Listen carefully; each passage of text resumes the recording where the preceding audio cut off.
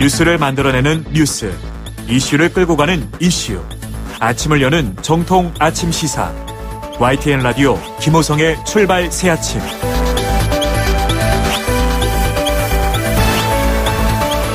자, 여의도 중계석 2부 시작하도록 하겠습니다. 2부에서 시작을 하게 될 주제는요. 주식의 신 미선 로저스. 미션이 아닙니다. 미선 로저스입니다. 예.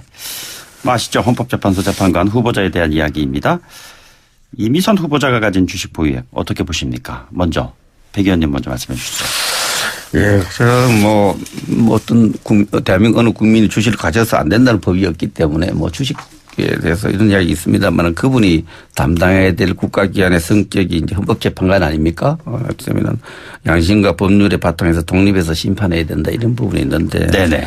법률적으로는 변호사니까 판사니까 지식은 있다 하더라도 양심 부분에서 국민 눈높이에 안 맞다 이렇게 생각합니다. 예. 그리고 취득한 주식의 일부 주식에 대해서는 그 재판과 관련되어 있는 그런 주식들도 있고 일반 국민일 때 그 부부가 제가 어떤 개인에 대한 이야기가 참 제가 절제해서 표현하시면 그 부분 되시는 분은 한 5,500분 정도 주식 거래를 했고 그 부인은 후보자는 한 1,300 정도 주식 거래를 했는데 거래를 한 번 하나 1,500번 하나 5,000번 하나 이렇게 해석할 수도 있지만 우리 국민이 기대하는 어떤 헌법재판관 양심과 법률 국민 눈높이에 봤을 때 그 스스로 진퇴를 결정해야 될 사안이다. 네네.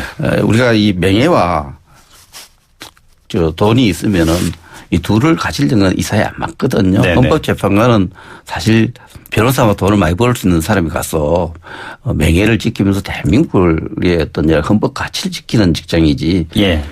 재산을 모으는 장소가 아니에요. 그래서 적절하지 않다. 주식에 대해서 과다 이렇게 네네. 관심 또 투자 이런 부분들은 국민 눈높이에 분명히 안 맞다. 네네. 그래서 그 부분에서 저는 후보자 당사자가 추천한 사람들의 부담을 덜어주기 위한 차원에서라도 스스로 진퇴를 결정해야 된다고 봅니다. 진퇴를 결정해야 된다면 어떻게 해야 된다고 이 의원께서는 생각하시는지요? 제가 이 의원이군요. 예. 저는 관련된 내용에 대해서 또 이제 질문에 대한 답변보다는 네네. 입장을 얘기할 수밖에 없는데 그 주식의 가치가 많다. 라는 것과 주식을 통해서 부정한 방식으로 돈을 벌었느냐 또는 수익금이 있느냐 들여다봐야 되는데 지금 현재 합산액이 많다는 것만으로 비난을 하고 있는데요. 그 후보자의 배우자가 1년에 연봉이 5억입니다. 네네. 그냥 금융자산으로 모았으면 더 많았을 돈입니다. 근데 주식으로요. 총체적으로 얘기했을 때 지금 내부 거래를 했다라는 등 별별 의혹들을 제기하고 있지만 사실상 손해를 봤습니다. 다시 이야기해서 통상 주식을 통해서 내부 거래로 이익을 보는 경우는요. 2배, 3배 정도에 그치지 않습니다. 예. 그런데 지금 현재 이분들은요. 부동산 투자를 하는 것보다는 금융 투자가 맞다고 생각했고 그걸 주식으로 선택을 한 겁니다. 네네. 본인들이 주식에 들인 돈과 지금 현재 가지고 있는 돈을 비교했을 때 마이너스입니다. 게다가 네네. 문제 삼고 있는 그 주식은요. 장기 보유주입니다. 지금 방송하고 있는 YTN에서도 단독으로 어제 뉴스를 냈던 것 같은데요. 예, 관련한 3,600여 주를 소위 말하는 그 내부 거래를 통해서 하락을 예상하고 이제 소위 던질 때 우리 주식 투자 조금만 해보신 분들 다 알 거예요. 가지고 있는 주가 9,000주인데 왜 3분의 1만 던집니까? 던질 때는 다 던집니다. 그게 아니라 장기 보유주 아직까지도 보유하고 있는 주식입니다. 예. 주식 거래에서는 장기 보유 추천 종목이기도 하고요. 건실한 기업이고요. 그런 의미에서 사고 파는 과정 중에서 일부 거래일 따름이지 내부 거래의 정황으로 보이는 일체의 흔적이 없다고 저는 판단했습니다. 그런 내용들을 면밀히 들여다볼 필요가 있고요. 자본주의 시장에서 주식시장 자체를 부인하는 방식으로 단지 금액이 많다는 방식으로 부인을 하기 시작한다면은 연봉이 많은 남편을 둔 것부터가 이미선 후보자는 헌법재판관의 자격이 없는 것입니까?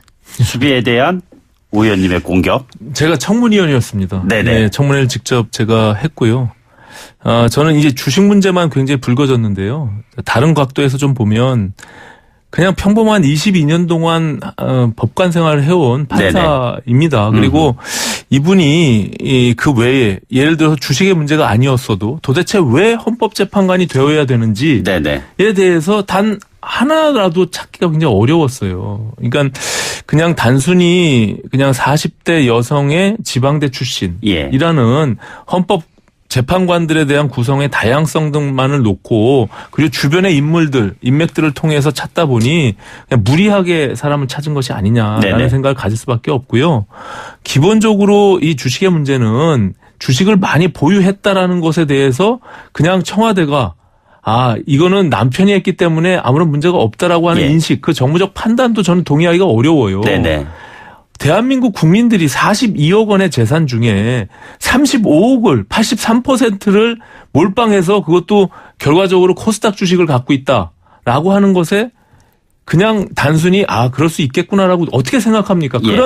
그런 문제 인식을 갖고 있는 청와대가 도대체 어떤 생각을 가지고 헌법재판관의 후보자를 지명을 했는지 그것도 알 수 없고 다만 그 안에서 35억의 주식 중에 지금 이테크건설이나 삼광글라스나 하는 그 주식이 결국에는 재판과 연관될 의혹도 갖고 있고 이해충돌의 의혹도 갖고 있고요.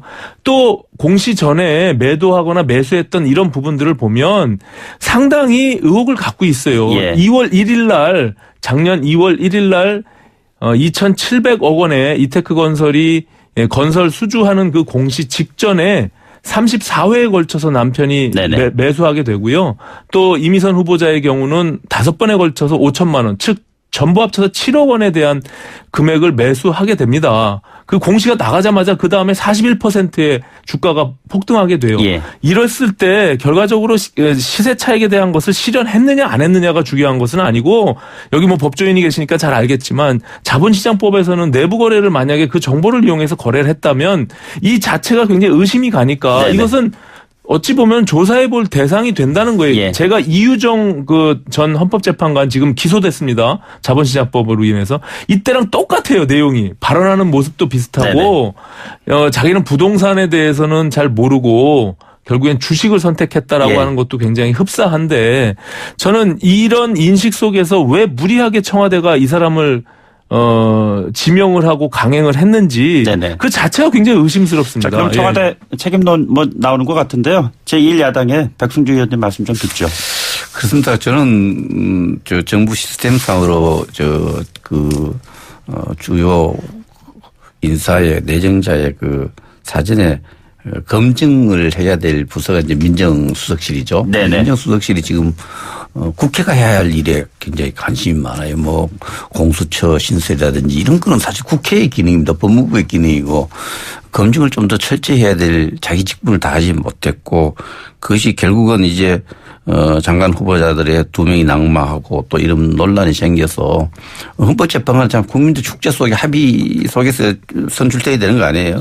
이런 부분에 대해서 그 책임을 지는 문제가 필요하다 생각하고요. 특히 최근에 연합뉴스 잠시 언론을 이야기해서 그렇지만 그 대통령 앞에다가 인공기를 달아가지고 보직 해임한다고 이렇게 이야기가 나왔는데 그 사안에 대해 자기 임무를 제대로 못해서 보직 해임하는 이런 사회 분위기 속에도 보면은 그 막강한 권한을 가진 사람이 자기 권한 또 책임을 다하지 못했을 때는 책임을 지라는 야당의 요구는 너무나 정당한 거고 본인 또 이런 요구에 대해서 귀 기울여야 된다는 생각입니다. 오늘 뭐 시간이 지금 다 돼서요. 저희 여당의 입장은 듣지 않고 지금 이재정 의원께서는요. 이거 다음번에 나오실 때 발언기를 좀 드릴게요.